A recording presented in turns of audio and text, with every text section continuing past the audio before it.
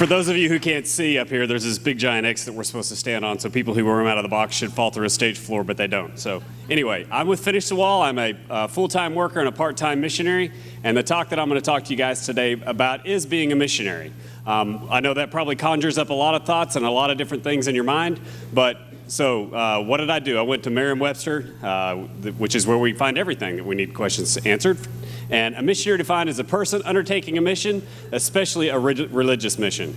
I'm going to focus more on the mission side of things. In 1950, there were 100,000 missionaries worldwide.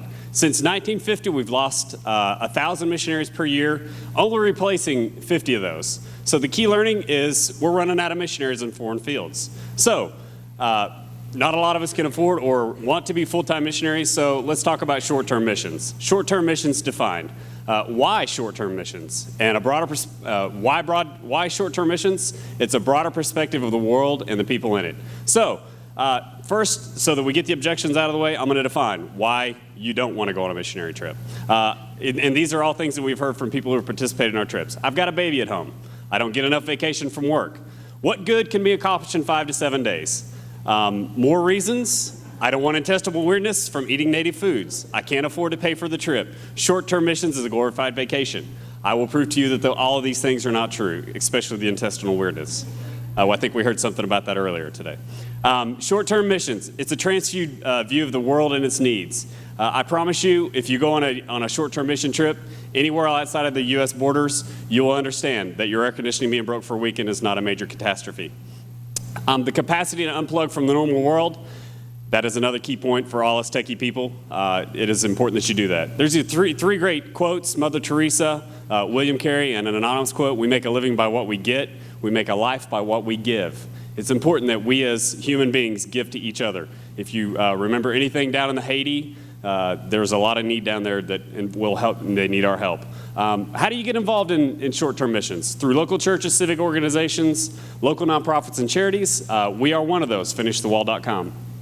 Why do we exist? Finish the Wall exists to come alongside organizations to focus resources to efficiently complete construction projects. That's what we do. We're a nonprofit organization, and we are funded through institutional gifts and individuals who have bought into our mission. This is a long slide of who the people are that are involved in the mission. The point of this is it's normal people like you and I who have taken on this burden of going out and finishing projects on short-term missions. Next slide. There we go. What do we do as our organization? We complete humanitarian construction projects with no plan for completion. There is a vast array of buildings out there all over the world in some form of completion with no plan to complete them. We find those, seek them out, and organize people and materials to finish those. Where do we go? This is our criteria for assistance. What we look for is we look for projects that have been abandoned, that the completion of those projects can help other people through spiritual, through civic, all over the world. How do we do it? We're basically a volunteer army. We ask people to pay anywhere from $1,000 to $1,200 to go and work and sweat and live in unair-conditioned third world countries. People actually sign up and do it. It's amazing. We supply the materials and the expertise. So to address some of the objections that we hear earlier, we provide on-strike construction manager. We have team leaders. We use social media, such as Facebook. We had a trip earlier this year to where we kept all the participants up to date what was going on. We take our own food. That's a beautiful thing if you're going to some countries. What have we accomplished? In 3 years, we've completed 4 construction projects. We've had over 125 volunteers who have paid around $1,000 to go and sweat and live in substandard conditions. We went to Barbados in 2008. You can see the before and the after. We had 39 volunteers who spent who over 4 weeks came down there and completed this building. This is a child care facility in Barbados that's a state-run facility with no plan for completion. In Trinidad, we finished this. Imagine sitting on Sunday morning in an unair-conditioned building in the sun in Trinidad with no air conditioning.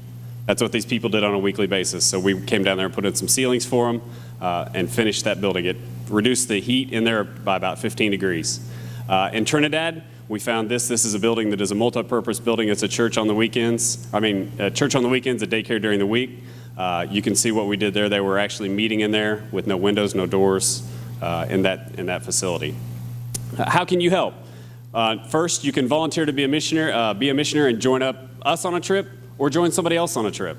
I encourage you, get outside of your own mind and get outside of your own neighborhood and go help other people. Thank you.